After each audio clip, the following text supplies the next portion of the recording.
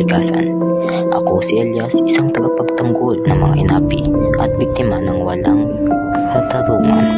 Sa bawat paglalakbay sa kagubatan, natutunan kong ipaglaban ang mga karapatan ng mga mahihirap at mapagkaitan. Ang aking mga karanasan sa buhay ang nagturo sa akin na maging matapang at maging boses ng mga walang tinig at tinanggalan ng tinig. Sa bawat hakbang na ginagawa ko, ang aking layunin ay mapanatili ang pag-asa at mabigay ang liwanag sa mga taong naghihirap. Ako si Elias, isang anak ng kagubatan. Dito sa aming lugar, ipinanganak at lumaki ako. Ang kagubatan ang aking tahanan at dito ako natuto ng mga bagay na hindi kayang ituro ng kahit anong paaralan. Sa gitna ng kagubatan, natutunan ko ang halaga ng kapataman at pagkakaisa.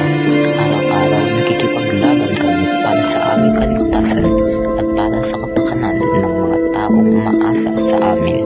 Sa gitna ng dilim at kahirapan, nananatili ang liwanag ng pag-asa. Kahit anong pagsubok ang dumating sa amin, hindi kami susuko. Kami ang mga boses ng katarungan at pag-asa. Patuloy na lumalaban para sa kabutihan ng lahat.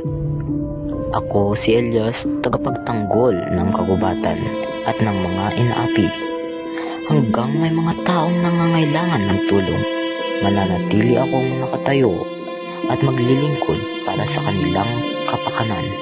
Sa kagubatan kong natutunan ang tunay na pagmamahal. Ipapakita ko ang tunay na tapang at lakas ng mga Pilipino na tinawag nilang Indio. Patuloy namin ipaglalaban ang Las Islas, Pilipinas hanggang sa huling sandali.